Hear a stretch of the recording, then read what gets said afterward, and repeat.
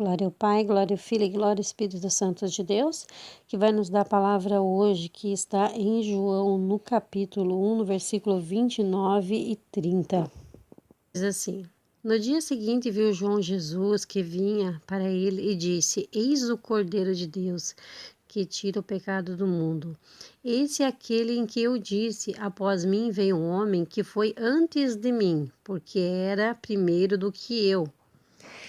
Então, todo aquele que o Senhor sabe que um dia vai servir a Ele de verdade, coração e espírito, porque em 1 Tessalonicenses diz também que o Senhor virá com ira por aqueles que não quiseram conhecer. Então, vai ter aqueles também que vai ter a opção de não querer conhecer, mas para esses virá a ira de Deus.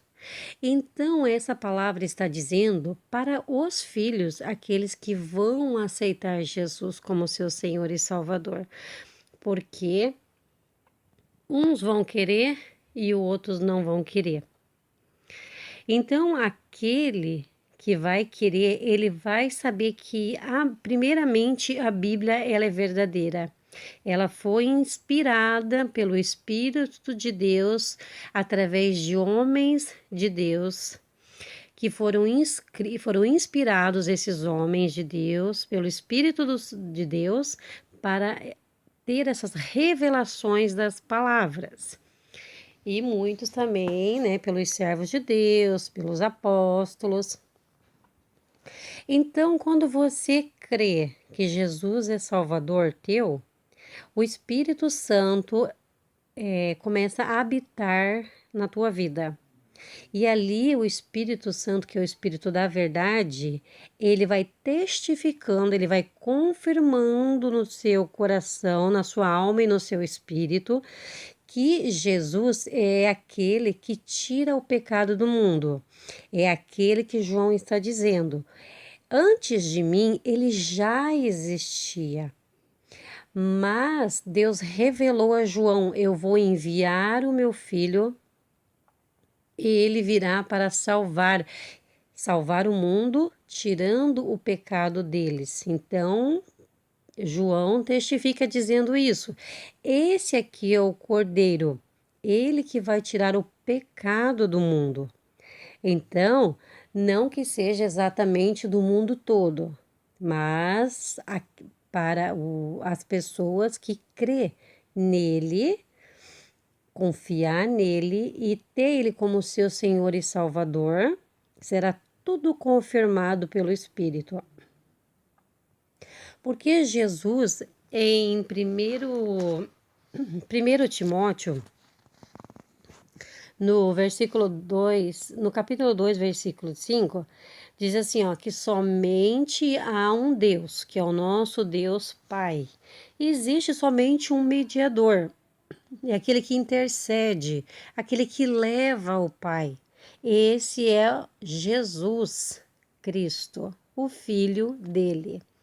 Então, só existe um mediador. Não está dizendo que existe 2, 3. Não, está dizendo que existe um só. E já está confirmando que é somente Jesus que pode interceder pela nossa vida.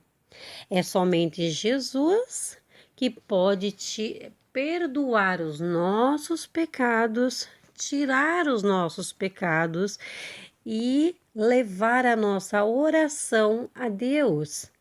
Então, em primeiro lugar, a pessoa tem que crer que a palavra de Deus é verdadeira e que foi inspirada pelo Espírito de Deus para ser escrita. E você crendo na palavra de Deus, que a palavra é viva e verdadeira, ela é eficaz para tocar o teu coração no mais profundo, e aí você sente que realmente mesmo na tua alma e no teu espírito, ele testifica que verdadeiramente Jesus já era.